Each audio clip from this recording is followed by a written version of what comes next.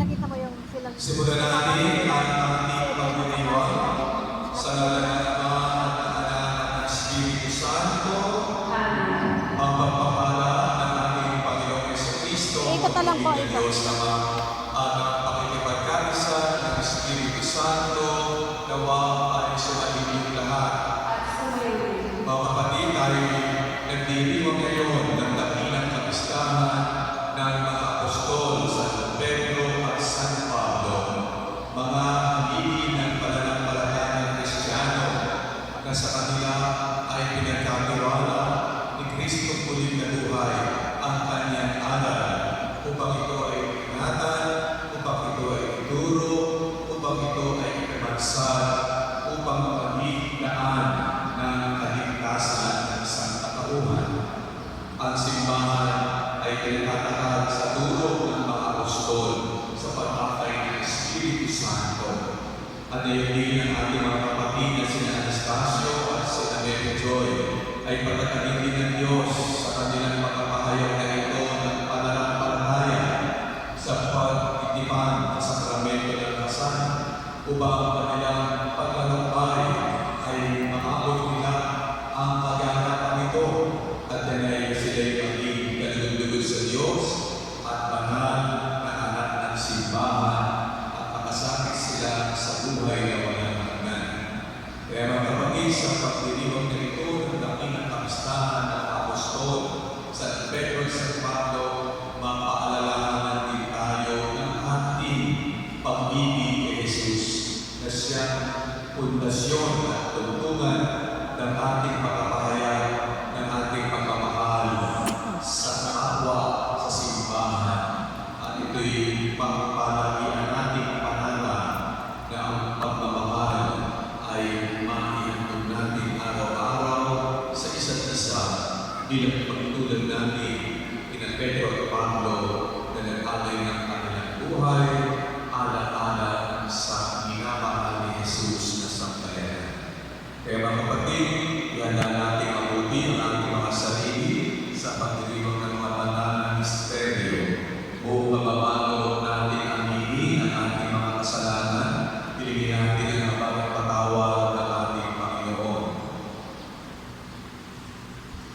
Sino kung tagapagpagaling sa mga nagsisisi, Panginoon, maawa ka? Panginoon, maawa ka. Dumating na tagapagpagaling ng mga kasalanan ay nagsisi, Kristo, maawa ka? Nakalulog ka sa baka ng Diyos Ama para ipamagitan kami, Panginoon, maawa ka. Maawaan tayo ng makapangyarihang Diyos, patawarin tayo sa ating mga kasalanan at ihatid tayo sa buhay na walang hanggan. Papuri sa Diyos sa kaitaasan at sa lupa ay kapayapaan sa mga taong pinalulugdan niya. Pinupuri ka namin, dinaragal ka namin, sinasama ka namin, ipinagbubunyi ka namin, pinasasalamatan ka namin dahil sa dakila mo ang kapurihan. Panginoon Diyos, Hari ng langit, Diyos na makapangyarihan sa lahat, Panginoong Jesucristo, bugtong na anak, Panginoong Diyos, Kordero ng Diyos, Anak ng Ama, ikaw na nag-aalis ng mga kasalanan ng sanlibutan, maawa ka sa amin. Ikaw na nag-aalis ng mga kasalanan ng sanlibutan, tanggapin mo ang aming kahilingan. Ikaw na nanulunglok sa kanan ng Ama, maawa ka sa amin. Sapagkat ikaw lamang ang banal, ikaw lamang ang Panginoon, ikaw lamang ang Jesucristo ang kataas-taasan, kaysa ng Espiritu Santo sa kadakilaan ng Diyos Ama. Amen. Manalangin tayo. Ama naming makapangyarihan, ipinagkaloob mo ang kagandahan at banal na kagalakan ng araw na ito ng dakilang kapistahan ni San Pedro at San Pablo.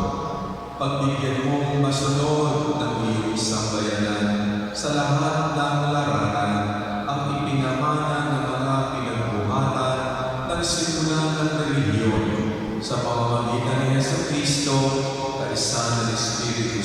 Santo, magpasawalang hanggan.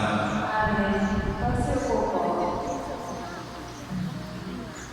Pagbasa mula sa mga gawa ng mga apostol. Noong mga araw na yun, sinimulang busibin ni Haring Herodes ang ilang taanin ng simbahan.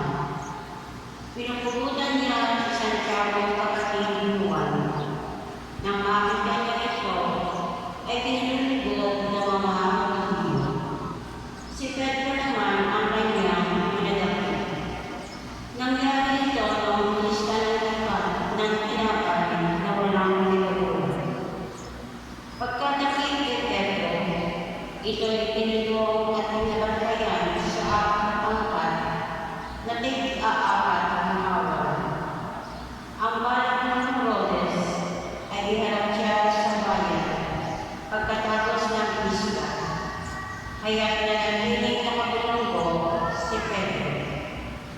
Samantalang siya'y kaintin na pinanalangin ng simbahan.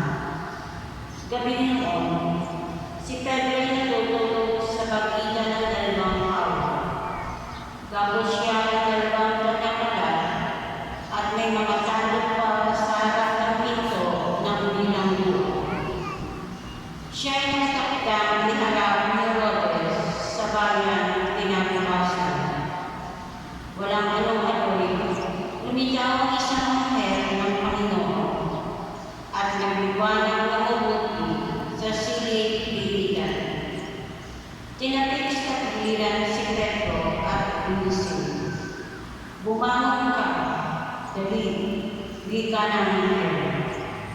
Pagkadamay na malak ang mga manukala sa kanyang mga kanan. "Magbibis ka at magsuot ng palihan," sabi ng anghel. Gayon nga ang kanyang ginawa. Sinabi lang sa kanya ng anghel, "Magpalapad ka at sumunod sa akin." Lumabas na ang si Pedro at sumunod sa kanya. Ngunit hindi niya alam kung tunay ang nangyari. Ang akala niya may pinanagaling lamang siya. Nakalampas sila sa una at pangalawang bantay. Nakarating sila sa pintong bahay na labasan ng patungo sa lungsod. Ito'y kusang mabuksan